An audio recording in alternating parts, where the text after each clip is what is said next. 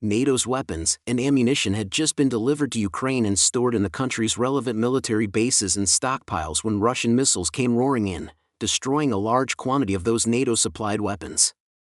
As the situation along the Red Army City front line grew critical, with Russian forces preparing to advance on Sloviansk and Tananovka on the Don, the Ukrainian military began dispatching reinforcements, including units from the 12th Azov Independent Special Operations Brigade.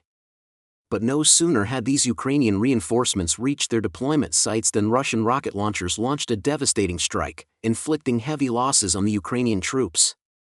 Russian forces have now fully established battlefield control and made significant strides in capabilities such as intelligence and reconnaissance. Therefore, Ukraine's situation can only become more and more passive.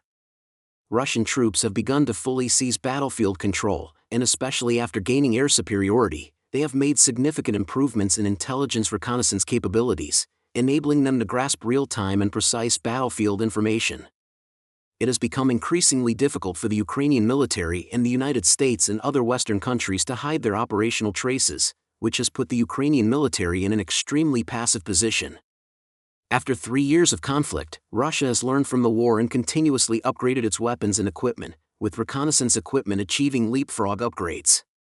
The Russian military has built a three-dimensional monitoring network covering a large depth by introducing short-range reconnaissance drones, electronic warfare equipment, and mass-producing domestic thermal imagers and optical fiber drones. Russia has now gained battlefield air superiority and can dispatch a large number of drones for 24-hour non-stop reconnaissance every day, thus achieving one-way transparency on the battlefield. The Russian military has abandoned the early mode of wasting artillery shells. Optical fiber drone swarms scan the battlefield 24 hours a day to guide firepower in real time. In July alone, the Russian military destroyed 12 command nodes through this mode, and the command effectiveness of the Ukrainian military's eastern defense line dropped by 40%. Russia's Garand II drones are equipped with thermal imaging probes. After locking on the targets, their 50-kilogram high-explosive warheads can achieve precision strikes. The error of glide bombs has been reduced to within 20 meters, and 3 tons of explosive charges can destroy any reinforced fortifications. The Russian military has compressed the reconnaissance strike time to the 10-minute level. Ukrainian counterattack forces are wiped out before they even reach their targets. The fall of Chasiv Yar has broken one corner of the supporting points in the Donbass and the Iron Triangle, leaving the Ukrainian military in a dire situation. There has been a surge in desertions and refusals to carry out combat orders. Ukraine's Donbass Canal defense system is a triangular defense network with Chasiv Yar, Sloviansk, and Donetsk Konstantinovka as its vertices.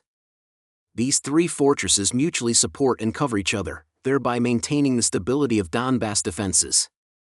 Now that one corner of this defense system has collapsed, the entire defensive line has been breached, and the gap is no longer secure, which will lead to more severe problems ahead.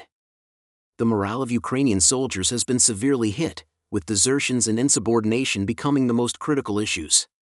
Greek media reported on August 5 that Ukrainian troops stationed in the Sumy and northern Anatolia regions suddenly refused to follow their superiors' orders and declined to take action against Russian forces. It is learned that hundreds of Ukrainian soldiers refused to engage in combat with Russian troops. Russia's Sputnik also disclosed on August 5 that soldiers from the 225th Independent Assault Regiment and the 156th Independent Mechanized Brigade of the Ukrainian Armed Forces stationed in the Sumy region collectively refused to obey orders. Russia has adjusted its strategy, and neither the US-led West nor Ukraine has clearly adapted to the new pace, finding themselves in a passive position on the battlefield, suffering consecutive defeats and losing territory.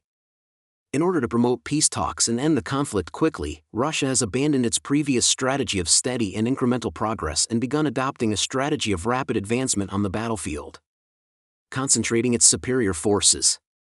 Russia eliminated or drove out all Ukrainian troops and NATO mercenaries in the Kursk region in a short period of time. From Sumy and Kharkiv in Ukraine to the Donbass front, the intensity of Russia's offensive has significantly increased. Faced with Russia's strategic adjustment of accelerating the offensive pace, neither Ukraine nor the US-led West has adapted. Ukraine is still organizing its defenses according to the previous model of a war of attrition, resulting in obvious insufficient preparation in responding to Russia's attacks. The number of drones launched by Russia in 1 month now exceeds the total for the entire year of 2024. Confronted with Russia's 220mm Yurgen rocket launchers firing at close range, Ukrainian troops endure an average of 5,000 artillery shells per day. Due to insufficient preparation against Russia's intense firepower strikes and large-scale ground offensives, Ukraine has suffered successive defeats and lost territory.